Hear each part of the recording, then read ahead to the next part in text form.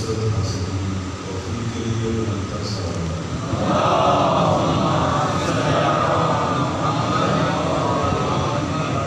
جو حاجات ہیں ممکن دلوں میں خاص امین کی طرف سے تماس دعا سے کے لیے محمد حسین صاحب ہیں اور غلام حسین صاحب ہیں پروردگار ان کو سے عطا فرمائے اس دعا کو قبول کے لیے سوال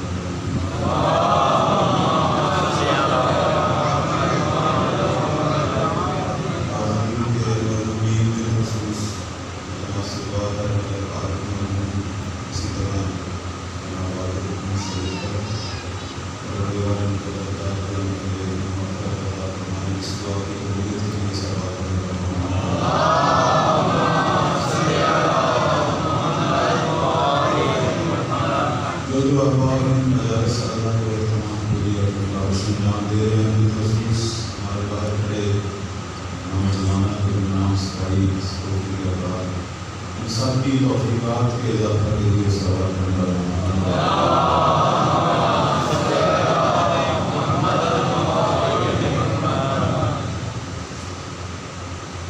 مکتب تشیع کی عظمت اور دشمنان اسلام کی ذلت کے لیے بلندر صلوات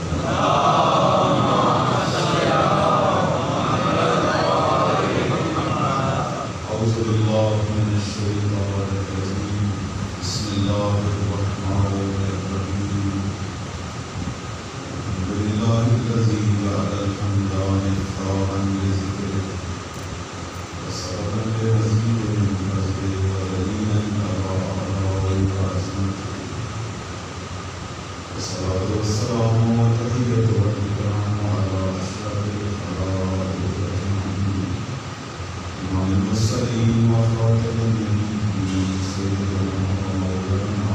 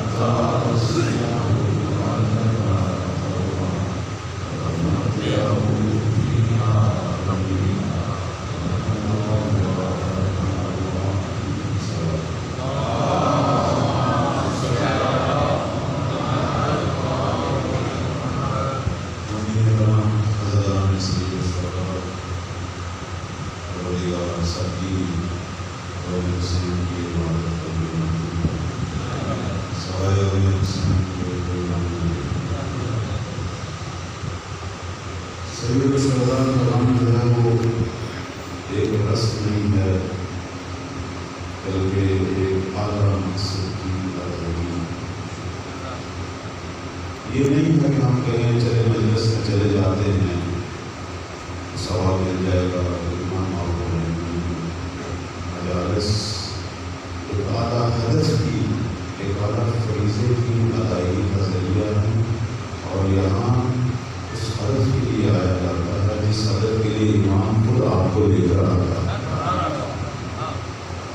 لوگ ارادہ کرتے ہیں آنے کا لیکن گھر میں بیٹھے ہوئے ہیں، لیکن کبھی کسی کا شاید ارادہ بھی نہ ہو لیکن کوئی طاقت کھینچ نہ لے۔ جب بھی کسی ایسے عمل میں کوئی لے آئے تو اپنے زمانے کے امام کا شکریہ ادا کر دیا، مولا کا خاص لطف ہوتا ہے۔ ڈاکٹر علی شریعتی بہت بڑی شخصیت ہے عالم تشیع۔ آج میرا موضوع جو ہے وہ ایک خاص اتنی موضوع ہے، انشاءاللہ آپ توجہ سے سنیں گے، جس طرح لگے ہوئے توجہ کرواتے رہے، کیونکہ میری عادت نہیں ہے بیٹھی مجلس پڑھنے کی۔ میں چاہتا ہوں مولا کا جو کچھ چار لفظ مجھے آتے ہیں وہ میں آپ کی خدمت میں پیش کرتا ہوں۔ ڈاکٹر علی شریعتی جو ہے عالم اسلام کی بہت بڑی شخصیت ہے، ماشاءاللہ علم حضرات جانتے ہیں۔ اس نے ایک عجیب جملہ کہا، کہنے لگے کہ شیعہ لوگوں کو شروع سے بہت ہی توجہ چاہوں، شیعہ لوگوں کو شروع سے اپنے شہید اماموں سے تو بڑی محبت تھی، لیکن اپنے زمانے کے زندہ امام کی طرف کوئی توجہ نہیں۔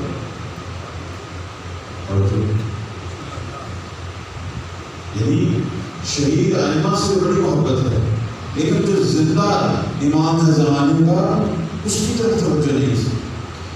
مثلا مولا علی کے محب علی کو یاد کر کے روتے تھے، حسن مصطفیٰ کی نصرت کے لیے کھڑے نہیں ہوئے۔ تاریخ ہے ہماری۔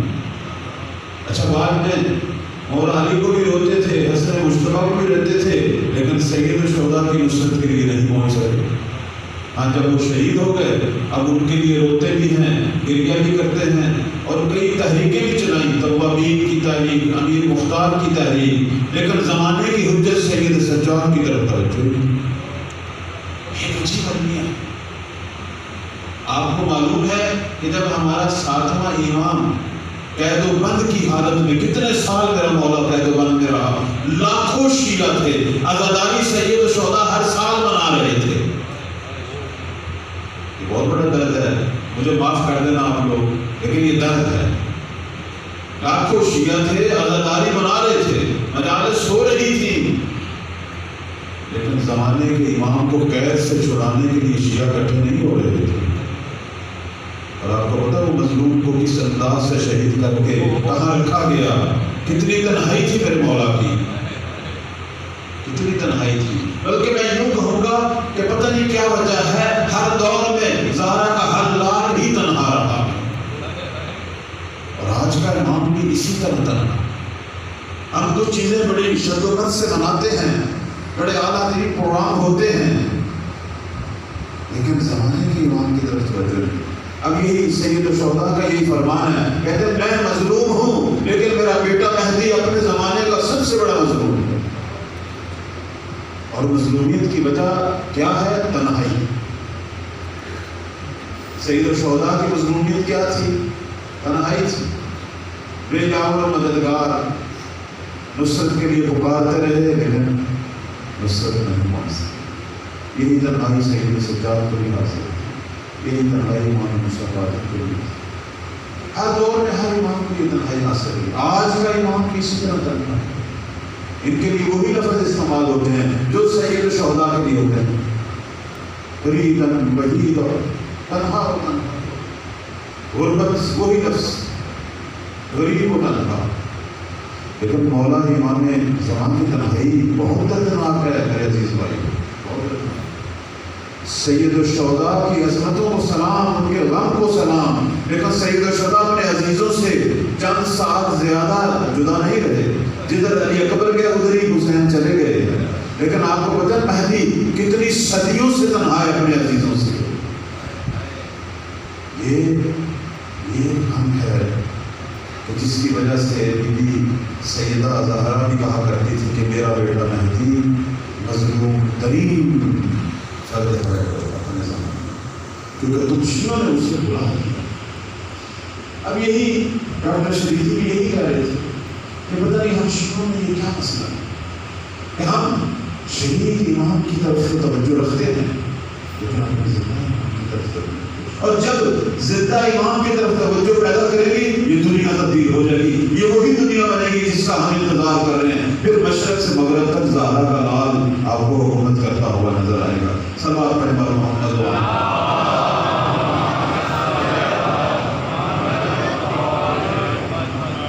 اپنے امام کی طرف توجہ پیدا کریں، اپنے امام کی محبت پیدا کریں۔ آپ اپنے امام کی نگاہوں میں ہیں، مولا کن کا انتظار کر رہے ہیں؟ مولا ان کی تفریح دیتے ہیں۔ آپ کو پتا ہے جب ہم میں سے کوئی گناہ کرتا ہے تو میرا امام گریہ کرتا ہے، کہتا ہے تو میرا ہو کے گناہ کر رہا ہے، مجھے ان کی ان کا کوئی گلا شکوہ نہیں ہے، وہ جو مرضی کریں، پر تو ہمارا ہو کے ہماری محبت رکھ کے تو کیوں گناہ کر رہا؟ تو میرا ساتھ دے، تو شیطان کا ساتھ دے، ہوائی نفس کا ساتھ دے۔ مولا ہمارے ایک ایک گناہ پہ گریہ کرے، ہم اپنے امام کی طرف متوجہ۔ ہمارے اماموں کو کس قسم کی شیعہ پسند تھی؟ امام کن شیعوں کے منتظر تھے؟ ایک واقعہ ہے جو ہمارے چھٹے مولا امام جعفر صادق علیہ السلام کے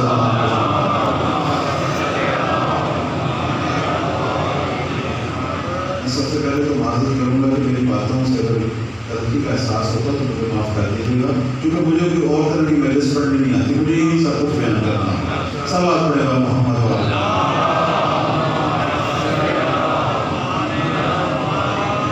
کیونکہ یہ صف اعضاء جو ہے یہ بیدار ہونے کے لیے میرے عزیزو، اس صف اعضاء کا ہدف ایک ہی ہے کہ اللہ کی عبودیت کر، زمانے کے ولی کی اطاعت کر، اس کے علاوہ اس کا کوئی ہدف نہیں۔ باقی جو ہدف ہے وہ بعد والے ہیں، وہ برکتیں ہیں، گناہ معاف ہوتے ہیں، عبادت کا ثواب ملتا ہے، لیکن اس کی روح جو ہے وہ عبودیت پروردگار ہے، اور ولی پروردگار جو زمانے کا ولی ہے اس کی اطاعت۔ اب ایک شخص آیا میرے چھٹے مولا کے پاس، اس کا نام ہے سہل بن حسن خراسانی۔ آپ کو کہتا ہے کہ مولا یہ ابن عباس، یہ آپ کے چچا زاد، اس خاندان نے حکومت بنا لی اور یہ بھی دشمن ہے، آپ کے آل فاطمہ کے دشمن ہیں، اور آپ کیوں نہیں قیام کرتے؟ امام نے فرمایا میرے پاس ناصر نہیں۔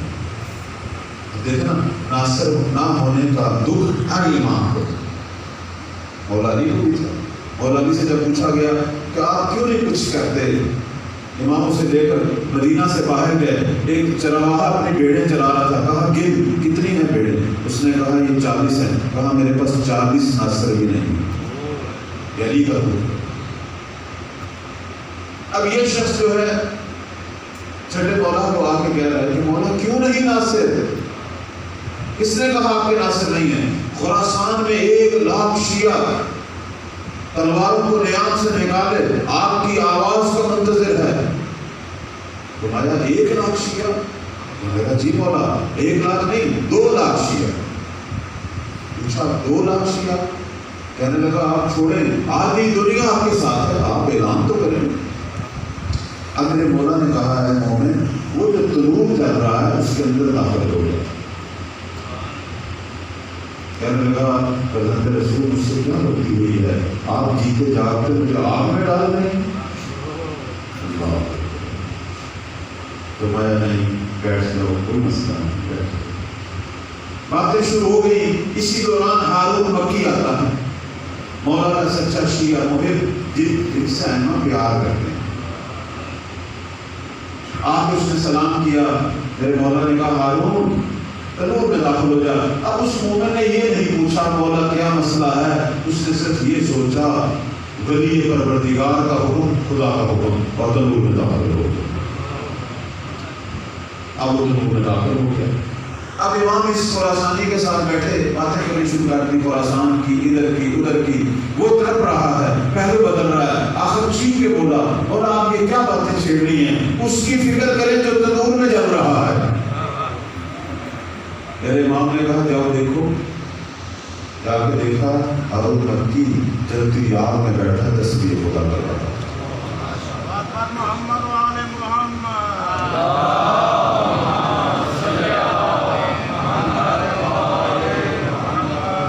آپ اسے نہیں جلا رہے، کیسے جلائے آپ تابع ہے ولی پروردگار کے۔ جب ولی کا حکم نہیں ہے یہ دنیا کی جتنی معصوم مخلوق ہے نا، آگ، ہوا، پانی، انہوں نے سب نے تباہ کی ہے ولی جی. یہ ہم انسان ہیں جو خطا کرتے ہیں. مولا نے کہا اے خراسانی، تو جو مجھے قصے سنا رہا ہے، اتنے نام شیعہ، مجھے یہ بتا اس جیسے شیعہ کتنے ہیں میرے ناس سے. کہنے لگا مولا اگر سچ پوچھیں تو اس جیسا تو ایک بھی نہیں ہے. فرمایا تو مجھے لاکھوں کی بات کرتا ہے، اگر مجھے اس جیسے 7 مل جائیں میں بنی عباس کی حکومت قائم نہ ہونے دے گا. صلی اللہ پڑھے گا محمد.